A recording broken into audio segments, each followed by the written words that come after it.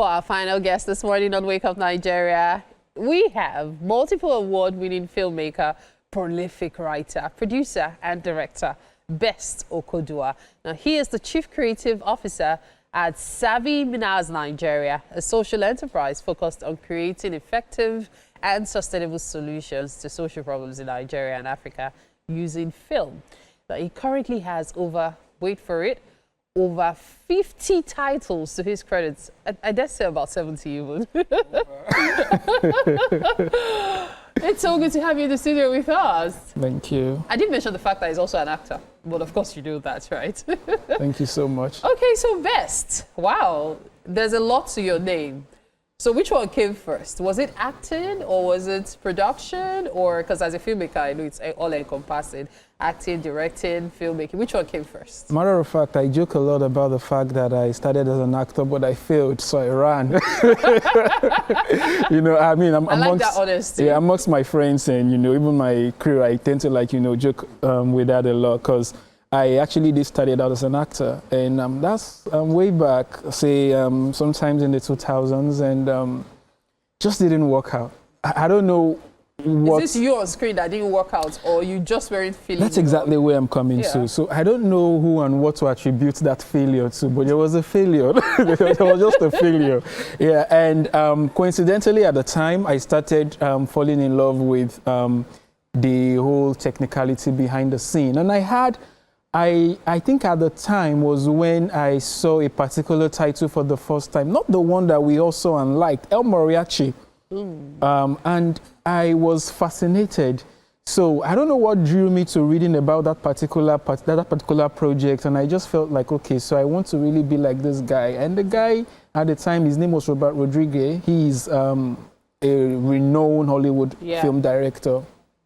You know, I started studying him, even up on the point where the film was remade, and it was actually made as Desperado. This Desperado, we all know, Antonio Banderas and the likes, you know, and I just loved it. And I tried the best I could to actually bring it down to our own Nollywood context. It was not easy at the time because I was pretty much living in my head, you know, having this very big, glassy Hollywood dream, and, you know, and this very small boy here in Lagos, Nigeria, you know, I mean, and that was basically it for me. And in order to be able to pursue this articulately, I think I started out then as the PA to the then Vice President to the Directors Guild of Nigeria. I took on that job because I wanted to be close to film. Okay. Yeah, I know that, of course. But then it wasn't easy. It wasn't always that way, but it took me getting in there to understand. As the PA, you really don't even get the privilege to be on set all the time. You're literally running around, get this, get that, get this, get that. And by the time you're back, all the key moments are probably gone. And you're like, you know, but then I actually endured that for, say, over a year. Wow. And I had my lessons. And I think they would say, like they say, the rest from there was history. All right. So talking about history, now, we've talked about your failure as an actor. That sounds great. I want that to sink in. Now, would you say it has also helped you appreciate your actors? Like when you have your scripts, now you're trying to, as a director, you're trying to ensure that you get it the way you want it.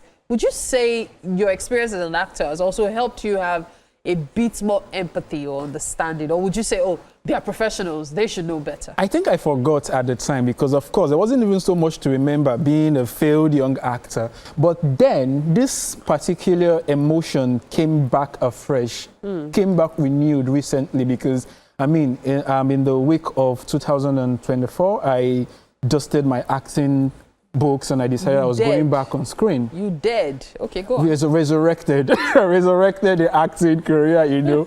And so at this point, it was pretty much a lot, not easy, but a bit seamless for me because now I have quite a number of titles to my privilege. So I can actually say, okay, you know what? I don't have to call and beg you for roles. I probably will just feature in my film. You get to see me. You like what you see, you call me. And that was exactly what I started doing. And by the time I started immersing myself into that particular world, then that empathy came back alive.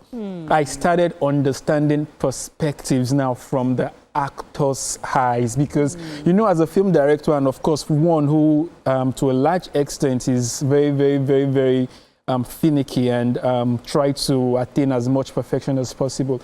I tend to be sometimes hard on actors, like, you know, there was a time where I really would not even like an actor's modifying or even freestyling with my lines. I want it like, you know, verbatim. I'm like, you know, you can say this verbatim. That's why it's a script. You know, it's not something you come on set and, you know, reinvent for me. And, you know, something that can be pretty much strict about that. And I've actually been in a situation where an actor... I can see so many actors watching this with side-eye, like... But an actor needs to take like a monologue. You're talking about, say, an actor needs to take like maybe a full page and you're watching the lines line by line. You don't miss anything. You do. I mean... It must have been really hard working with you. No, I don't think so. I think I'm a very cool guy, very easy, jolly cool fellow, and very understanding also. But the point here is I pretty much actually start to begin to feel what they feel, and it's really beyond the lines now. The world they have to bring themselves to live in, and you know, you're probably in a situation where you have to pretty much like abolish the real world and create another world, and all of embodying the character. Yes, and everything that you are accustomed to, you start to fade away, and then you begin to actually, you know, build in a new world. It's a process. A process that I already am aware of as a film director, but I now appreciate a lot more as an actor. So would you say your career as a resurrected film actor now is here to stay, or is on the path of failure again? No. It's here to stay. Like, literally, before I decided to even embark on this path, I've actually thought about it. In fact, I started in 2024, but that was not when I decided. At some point, I've been fiddling with the idea. I've been talking to friends and colleagues who most often discouraged me to, my actor friends. Why? I don't know. They were reminded of the past. No, they didn't even know about the past. Jesus. But sometimes I think that it's usually very difficult for people to let go of what they're used to. Yeah.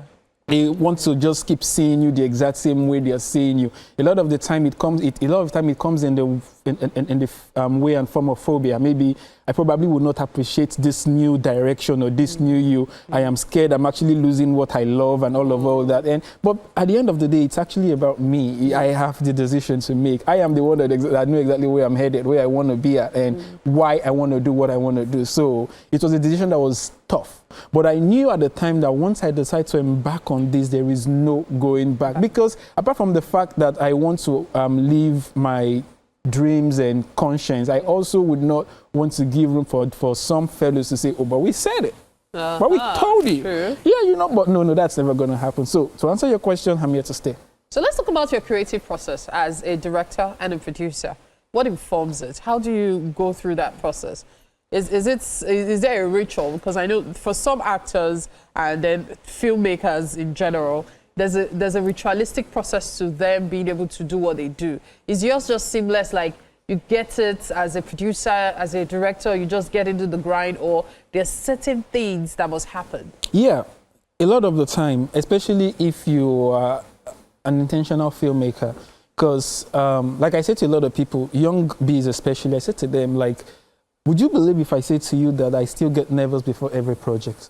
I still feel the shrills, I still feel the chills and everything. I get nervous because I do not know that there is a way to plan it all to perfection before you embark on it. I do not know if there is that way. Maybe if there is, somebody out there is probably going to show me after now. But there is none, because from experience, over a decade of producing and directing films, I've come to realize that something always goes wrong. I mean, something always just goes wrong. And a lot of the time it will be beyond you. But this is where you get saved.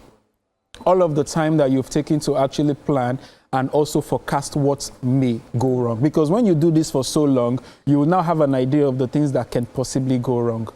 So you put mitigating factors already in place in case, okay, if this goes south, we can just tap it a bit and it comes back in line. Or if this goes bad, it's okay, we can actually, work around it. But all this has to happen before the actual production process, because you don't get being spontaneous and creative on sets in the wake of, not in the wake of bringing the vision to life, but in the wake of technical glitch and certain production unforeseen, can be very, very, very, very frustrating and can be detrimental also. Just one glitch that you didn't see coming, technical glitch you didn't see coming, and it now turns out that you cannot correct or fix that on set, can mar the entire project. Sure. True. Yeah, so it takes a lot of process from the pre-production, in fact, from the ideation stage of whatever project you want to do.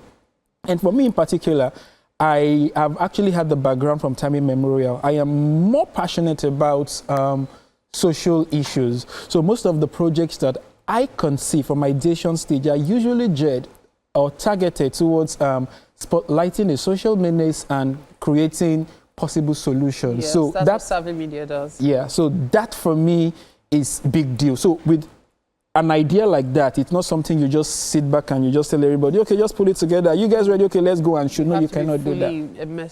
Fully immersed in it. And then that brings me to this. You are very knowledgeable when it comes to filmmaking. Hearing you speak, there's a lot to learn. And then, of course, there are younger people who are aiming to be like you. I know you still feel like you still have a lot of growth. I just started. I just started. But let's talk about what you're doing to impart upon the young ones. Do you have an academy, or do you teach? Or is it a case of, okay, when you have a young one on set, for example, you put the person through? How have you been able to pull that? Okay. Over time, I am also a tutor. I enjoy teaching. In fact, a lot of the time people would say, this guy is probably going to end up in the classroom, and I do not doubt that. I think so. I think so. Yes. I think you have a way of expressing yourself that also gives knowledge seamless. Thank you. Thank you. I think I might, most probably end up in the classroom at some point, but I enjoy teaching. So whenever I'm actually in a particular space or in a particular situation or in a particular phase in life, I always give room for other people to come, grow, and blossom. So I have this personal internship program I run over time. So what I do basically is at every point in time, I have an intern working with me as a director. Great. And the whole idea, we started with a 10-project internship. You become intern with me for 10 projects, and after the 10 projects, you should be able to direct a film. Wow. Yeah, so I've had like a couple. I've had 2 people gone through. I have 2 interns currently. One is even here with me, and the other one is already directing films. Aha, so it looks like Best Okoduwa. If you are looking to learn filmmaking, it's the best man for the job. So really? Start applying for internship. But talking about internship, you love food, right? I think... You think, Ike? Anyone that knows me would answer that question for me. Oh, are you a foodie? I'm a foodie. What a nice way to put it. So we have breakfast for you this morning. Oh. Yes, so let's head to the kitchen. Okay.